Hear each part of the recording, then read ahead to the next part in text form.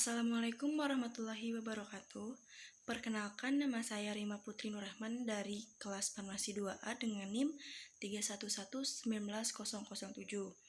Di sini saya akan menjelaskan mengenai review jurnal dari materi salep jerawat untuk memenuhi mata kuliah Teknologi Formulasi Sediaan Semisolid. Baik, untuk jurnal yang pertama yaitu yang berjudul Pengaruh Basis Salep Hidrokarbon, Serap dan Kombinasi Terhadap Sifat Fisik Salep Ekstrak Maserasi Daun Pepaya atau volume pepaya. Nah, untuk volume jurnal ini yaitu volume 2 nomor 3, di mana tahun publikasinya itu pada tahun 2013 dengan penulis Rosita dan Dian Ayu Ismawati. Nah, di sini saya mereview jurnal ini pada tanggal 9 Oktober 2020. Nah, untuk latar belakangnya sendiri, yaitu dalam pengobatan topikal bentuk sediaan salep, kualitas fisik salep tidak terlepas dari pemilihan basis yang cocok, di mana basis berfungsi sebagai pembawa, pelindung, dan pelunak kulit yang melepaskan obat secara optimum. Nah, tidak boleh aksi terapi, serta cocok untuk penyakit dan kondisi kulit tertentu. Nah, daun pepaya atau volume pepaya termasuk suku tumbuhan Caricaceae dan merupakan tumbuhan berbatang tegak dan basah. Nah, daun pepaya itu mengandung zat papayotin yang berkhasiat mengobati jerawat pada kulit, di mana akan lebih mudah digunakan bila diformulasikan. Nah, untuk formulasi atau formula sediaan daun pepaya di mana ada senyawa aktifnya, yaitu ada tanin, alkaloid, flavonoid, steroid, dan savonin, di mana ekstrak daun pepaya sendiri ada kandungan papain atau antimikroba dan karvain atau antibakteri yang berperan sebagai senyawa aktif sediaan anti jerawat, di mana papain itu berfungsi sebagai aktivitas vateolitik dan antimikroba, dan karvain berfungsi sebagai antibakteri. Nah, untuk hasil penelitiannya sendiri, yaitu ekstrak maserasi daun pepaya yang didapatkan berwarna hijau pekat dengan berat ekstrak 88,02 gram dengan rendemen 35,20%. Dari analisis one way ANOVA diperoleh F hitung itu lebih dari F tabel, yaitu daya sebesar 50 gram sebesar 55,180, jadi lebih besar dari 5,143253, di mana daya sabarnya sendiri yang 100 gram itu sebesar 105,958, lebih besar dari 5,143253, di mana daya lekat sebesar 106,206, lebih besar dari 5,143253, sehingga H0 itu ditolak dan HA diterima, dan menunjukkan bahwa ada pengaruh penggunaan basis salep hidrokarbon, serap dan kombinasi terhadap sifat fisik salep maserasi daun pepaya. Nah, untuk evaluasinya sendiri yaitu pada tabel deskriptif statistik 1 menunjukkan bahwa ada pengaruh jenis basis hidrokarbon, serap dan kombinasi pada uji daya sebar. Nah, pada uji daya sebar 50 gram salep itu, untuk selanjutnya yaitu pada tabel deskriptif statistik 2, di mana terlihat bahwa nilai rata-rata uji daya sebar yang 100 gram itu untuk formula 1 sebesar 6,0067. Nah, untuk formula 2-nya itu sebesar 10,5500 dan formula 3 sebesar 8,5467. Jadi, nilai rata-rata uji daya sebar 100 gram itu berdasarkan luas permukaannya yang paling baik pada formulasi yang kedua, yaitu sebesar 10,5500, dan yang kurang berpengaruh pada formula yang ke-1 sebesar 6,0067. Nah, pada tabel perhitungan one way ANOVA memiliki nilai signifikan, di mana nilai F hitung itu lebih besar daripada F tabel atau yang formula 105,9 58 lebih besar dari 5,143253, maka HO itu ditolak dan HA diterima. Nah, hal ini juga menunjukkan bahwa ada pengaruh jenis basis hidrokarbon, serap, dan kombinasi pada uji daya sebar salep 100 gram pada ekstrak daun pepaya. Untuk kesimpulannya sendiri yaitu yang pertama adanya pengaruh, tentunya jelas ya, adanya pengaruh basis hidrokarbon, serap, dan kombinasi terhadap sifat fisik salep ekstrak daun pepaya atau volume pepaya. Dan yang kedua yaitu dari hasil daya sebar pada basis serap yang lebih berpengaruh dibandingkan basis hidrokarbon dan kombinasi. Untuk selanjutnya itu ada jurnal yang kedua, yaitu dimana judulnya itu judul penelitiannya itu pembuatan salep anti jerawat dari ekstrak rimpang temulawak atau Curcuma santorigia Robs. Nah, untuk volume dan halamannya sendiri yaitu volume 3 nomor 2 dan halamannya 45-49. Untuk tahun publikasinya sendiri yaitu pada tahun 2012. Nah, untuk penulisnya yaitu ada Selvi V.J. Ulain, Yos Bani, Ririn A. Suatan. Nah, untuk latar belakangnya yaitu temulawak merupakan salah satu tanaman yang berkhasiat untuk mengobati jerawat tentunya. Nah, salah satu faktor pemicu timbulnya jerawat itu adalah produksi minyak yang berlebih pada kulit wajah. Nah, oleh karena itu dibutuhkan sediaan yang tidak mengandung bahan dasar yang berlemak atau berminyak yang bakal memicu produksi minyak berlebih pada wajah. Nah, dalam kondisi tertentu, faktor perlindungan alamiah juga tidak mencukupi dan seringkali akibat bakteri yang melekat pada kulit menyebabkan terjadinya jerawat. Secara alamiah, kulit telah berusaha untuk melindungi diri dari serangan mikroorganisme dengan adanya tabir lemak di atas kulit yang diperoleh dari kelenjar lemak dan sedikit kelenjar keringat dari kulit. Nah, serta adanya lapisan kulit terluar yang berfungsi sebagai tawar kulit. Namun dalam kondisi tertentu faktor perlindungan alamiah tersebut tidak mencukupi dalam untuk melindungi kulit dan seringkali akibat bakteri yang melekat pada kulit menyebabkan terjadinya jerawat. Untuk formula sediaannya yaitu temulawak mengandung fraksi fatty, kurkuminoid, dan minyak atsiri, di mana pada kurkumoid pada temulawak ini terdiri dari kurkumin dan desmetoxikurkumin.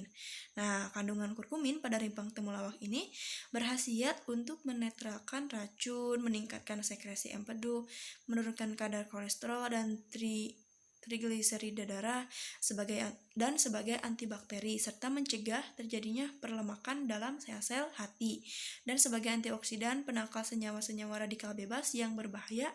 Dan untuk minyak atsiri sendiri pada temulawak ini juga berkhasiat untuk pada beberapa jenis jamur dan bakteriostatik pada beberapa mikroba.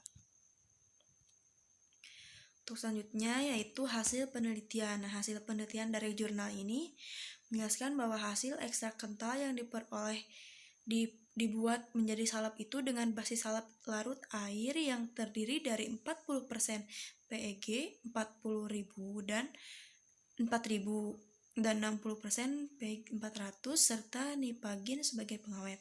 Nah, salep kemudian melewati beberapa uji, diantaranya ada uji organoleptik, uji homogenitas, uji pH, uji daya sebar, uji kemampuan proteksi, uji daya serap, uji daya lekat, dan uji ukuran partikel. Berdasarkan hasil penelitian, ekstrak rimpang temulawak dapat dibuat menjadi sediaan salep yang memenuhi persyaratan pengujian sediaan salep. Untuk evaluasinya sendiri, berdasarkan hasil pengujian diketahui bahwa pH dari temulawak ini memenuhi syarat, yaitu antara 4,5 sampai 6,5, di mana kulit yang normal itu memiliki pH antara 4,5 sampai 6,5, sehingga sediaan topikal ini memiliki pH yang sama dan dengan pH sama dengan pH yang normal, otomatis aman. Untuk yang kedua yaitu pada hasil uji daya sebar menunjukkan diameter penyebaran salep setelah ditutupi dengan kaca ada 5 dan 3 cm. Setelah diberikan beban 300 gram, diameter tetap 5,3 cm. Nah, persyaratan daya sebar untuk sediaan topikal yaitu 5-7 cm. Maka berdasarkan hasil uji daya sebar pada sediaan dapat dikatakan bahwa sediaan yang sudah memenuhi syarat daya sebar yang baik. Untuk yang selanjutnya yaitu ada hasil pengujian kemampuan proteksi, di mana menunjukkan bahwa noda merah pada salep ekstrak rimpang temulawak terbentuk kurang dari 1 menit setelah penambahan larutan KOH, sedangkan pada basis salep tidak menimbulkan reaksi noda merah selama lebih dari 10 menit. Nah, untuk selanjutnya yaitu ada pengujian daya serap air, di mana menunjukkan daya penyerapan air sediaan salep adalah 160%. Basis yang digunakan dalam penelitian merupakan basis larut air, sehingga daya serap air sediaan baik. Nah, untuk selanjutnya yaitu ada ukuran partikel salep. Nah, ekstrak rimpang temulawak ini lebih besar dibandingkan salep pembanding karena salep pembanding yang digunakan merupakan salep yang bahan obatnya itu terabsorpsi ke lapisan kulit paling dalam, sedangkan salep ekstrak rimpang temulawak efeknya hanya di permukaan kulit. Untuk selanjutnya kesimpulan dari jurnal yang kedua, yaitu berdasarkan hasil penelitian ekstrak rimpang temulawak dapat dibuat menjadi sediaan salep yang memenuhi persyaratan pengujian sediaan salep. Nah, perlu dilakukan pengembangan dan sosialisasi pemanfaatan tanaman obat seperti temulawak dalam bidang kosmetika. Untuk selanjutnya ada jurnal yang ketiga, saya memiliki penelitian yang berjudul formulasi sediaan salep ekstrak etanol dengan etanol daun alpukat atau Persea americana mil sebagai anti akne. Nah, volume dan halaman jurnal ini yaitu pada volume 2 dan halaman 224 sampai 232. Nah, untuk tahun publikasinya itu pada tahun 2016. Untuk penulisnya sendiri yaitu ada Yulistia Budianti Sumari, Tri Astuti, dan Nur Rahmah. Nah, untuk latar belakangnya, obat-obatan yang beredar saat ini untuk pengobatan jerawat banyak yang berasal dari bahan kimia sintetik seperti benzoil peroksida dan asam azelat. Namun, obat-obatan yang berasal dari bahan kimia sintetik tersebut memiliki efek samping yang lebih besar dibandingkan dengan pengobatan yang berasal dari bahan yang alami. Nah, salah satu pengobatan dari bahan alami untuk jerawat adalah daun alpukat, di mana formulasi sediaannya itu pada daun alpukat ada savonin yang berfungsi untuk antioksidan. Alkaloid juga berfungsi untuk zat antioksidan. Ada polifenol yang berfungsi untuk memiliki aktivitas antibakteri. Quercetin yang bersifat anti radang dan antibakteri, dan ada flavonoid. Nah, flavonoid ini mempunyai aktivitas sebagai antifungi atau anti jamur, antiviral dan antibakteri. Nah, terdapat juga ada ekstrak air biji alpukat telah diketahui mampu menghambat pertumbuhan bakteri Streptococcus mutan dengan konsentrasi optimumnya itu 20%. Untuk hasil penelitiannya, sampel dalam penelitian ini adalah ekstrak daun alpukat yang digunakan dengan metode maserasi. Nah, untuk formulasi salep dibuat dalam beberapa variasi konsentrasi dari PEG 400 dan PEG 4000. Formula 1 yaitu 30% banding 70%. Untuk formula kedua yaitu 50% banding 50%. Dan yang ketiga, formula yang ketiga yaitu 70% banding 30%. Nah, hasil penelitian menunjukkan bahwa salep dalam daun alpukat ini memenuhi kandungan persyaratan sifat fisik adalah formula yang ketiga, di mana dengan konsentrasi PEG 470% dan PEG 4000 30%. Nah, basis salep yang digunakan adalah basis pada setiap formulasi dibuat sama, yaitu sekitar 17,5%. Nah, untuk konsentrasi 17,5% ini dipilih karena mempunyai kemampuan optimum dalam menghambat pertumbuhan bakteri Staphylococcus aureus untuk pengobatan jerawat pada sediaan masker. Nah, dalam pengobatan jerawat pada pengobatan sediaan salep dari ekstrak daun alpukat diperlukan bahan-bahan tambahan, yaitu PEG 400 dan PEG 4000. Nah, bahan tambahan tersebut dipilih karena tidak mengandung bahan yang berlemak, sehingga baik untuk kesediaan anti jerawat. Nah, bahan berlemak dapat memicu timbulnya jerawat. Penambahan elem rosai juga ditambahkan untuk memperbaiki bau dari salep ekstrak daun alpukat. Untuk selanjutnya yaitu evaluasi. Nah, pengamatan organoleptis dari formulasi sediaan salep anti jerawat daun alpukat bertujuan untuk mengetahui sifat fisik salep dan mengamati adanya perubahan bentuk, warna, maupun bau yang mungkin terjadi selama penyimpanan. Nah, untuk pengamatan ini dilakukan selama 2 minggu, yaitu pada minggu ke-1 dan minggu kedua. Berdasarkan pengamatan selama 2 minggu atau 14 hari ini, nah, sediaan salep dengan berbagai konsentrasi basis memiliki stabilitas bentuk, bau, dan warna yang relatif stabil. Nah, selama penyimpanan juga tidak menunjukkan adanya gejala perubahan pada salep. Hal ini dikarenakan zat aktif dan basis salep tercampur dengan sempurna sehingga tidak terjadi perubahan bentuk, bau, maupun warna.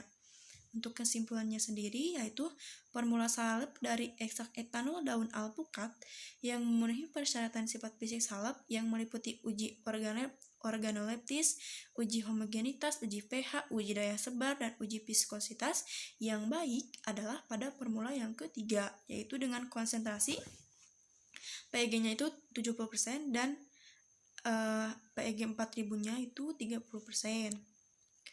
Untuk selanjutnya yaitu jurnal yang keempat yang berjudul Uji Aktivitas Salep Anti Jerawat Ekstrak Etanol Daun Binahong atau Anredera cordifoliatensteinis terhadap bakteri Propionibacterium acnes. Untuk volumenya yaitu volume 7 dan nomor 2. Untuk tahun publikasinya sendiri pada tahun 2018. Nah, untuk penulisnya yaitu ada Agung Nur Cahyanta dan Nila Yuliana Ardianti. Latar belakangnya yaitu salah satu tanaman obat yang memiliki efek anti jerawat adalah daun binahong, di mana sebelumnya telah dilakukan penelitian tentang daun binahong yang memberikan hasil bahwa ekstrak daun binahong ini memiliki aktivitas antibakteri terhadap bakteri Propionibacterium acnes dan Staphylococcus epidermis. Untuk formula sediaan, yang pertama ada flavonoid. Nah, flavonoid ini memiliki aktivitas antibakteri melalui hambatan fungsi DNA girase sehingga kemampuan replikasi bakteri dihambat. Nah, senyawa ini juga kontak dengan DNA pada inti sel bakteri. Nah, adanya perbedaan kepolaran antara lipid penyusun DNA dengan gugus alkohol pada senyawa flavonoid ini menyebabkan kerusakan struktur lipid DNA bakteri sehingga bakteri akan lisis atau mati. Nah, untuk yang kedua itu ada kandungan alkaloid. Nah, alkaloid dari daun binahong ini yaitu berfungsi sebagai antibakteri juga dengan mekanisme mengganggu komponen penyusun peptidoglykan pada sel bakteri sehingga lapisan dinding sel tidak terbentuk secara utuh dan menyebabkan kematian sel juga atau lisis ya. Untuk yang ketiga ada formula polifenol. Pada daun binahong ini juga memiliki aktivitas antibakteri di mana mekanismenya itu antibakteri dengan mengganggu fungsi enzim dan substratnya sehingga lambat laun akan mengakibatkan kematian sel juga. Nah, untuk selanjutnya hasil penelitian mengetahui bahwa aktivitas antibakteri salep jerawat ekstrak etanol dan daun binahong ini dengan konsentrasi 25%, 30%, dan 35% terhadap bakteri Propionibacterium acnes. Nah, untuk metodenya itu metode ekstraksi yang digunakan dalam penelitian ini adalah metode maserasi dengan pelarut etanol 96%, di mana dilakukan uji aktivitas antibakteri menggunakan metode cakram, analisis data menggunakan one-way ANOVA, dan dilanjutkan dengan uji post hoc. Nah, berdasarkan uji aktivitas antibakteri, salep ekstrak etanol daun binahong ini memiliki kemampuan menghambat pertumbuhan bakteri Propionibacterium acnes, terlihat dengan adanya zona hambat yang terbentuk. Untuk evaluasinya yaitu hasil pengujian menunjukkan bahwa pengukuran diameter zona hambat menunjukkan bahwa salep ekstrak etanol daun binohong ini memiliki daya hambat dengan kriteria kuat sampai dengan sangat kuat terhadap bakteri Propionibacterium acnes. Untuk kesimpulannya, salep ekstrak binohong konsentrasi 25%, 30%, dan 35% ini memiliki aktivitas antibakteri terhadap bakteri Propionibacterium acnes, di mana hasil pengukuran diameter zona hambat menunjukkan bahwa salep ekstrak etanol daun binohong memiliki kriteria daya hambat yang kuat sampai sangat kuat terhadap bakteri Propionibacterium acnes. Untuk selanjutnya yaitu jurnal yang terakhir, yaitu berjudul Efektivitas Pemberian Salep Bongol Pisang Ambon terhadap jerawat pada remaja. Nah, volumenya yaitu volume 2 nomor 1 dan halamannya 30 sampai 39. Untuk tahun publikasinya sendiri pada tahun 2019. Untuk penulisnya yaitu ada Arvianita Regina Putri, Seftina Lydia Maharani, Said Nur Rohim, dan Nurul Hidayah. Untuk latar belakangnya yaitu jerawat merupakan salah satu masalah kulit tersering pada remaja. Nah, yang disebabkan oleh bakteri Staphylococcus epidermis, Staphylococcus aureus, dan Propionibacterium acnes. Dapat disimpulkan bahwa bongol pisang Ambon memiliki kemampuan untuk menyembuhkan luka pada mencit dan menekankan pertumbuhan Propionibacterium acnes. Dari hasil penelitian juga disebutkan bahwa potensi bongol pisang sebagai obat jerawat sehingga perlu pengembangan penelitian lebih lanjut yang diterapkan pada manusia tentang efektivitas pemberian ekstrak bongol pisang Ambon dalam bentuk sediaan salep anti jerawat, khususnya pada remaja ya. Untuk formulasinya, yaitu formulasi sediaannya ada kandungan flavonoid, tanin, dan saponin yang masing-masing berfungsi sebagai antibiotik, antiseptik, dan merangsang pertumbuhan sel-sel baru. Selanjutnya, hasil penelitian. Dari data di atas menunjukkan daya sebar salep bongol pisang Ambon memiliki daya sebar rata-rata sebesar 4,68 cm. Nah, untuk uji homogenitas pada salep bongol pisang Ambon menunjukkan bahwa salep tersebut homogenitasnya itu kurang karena ekstrak sulit untuk dihomogenkan.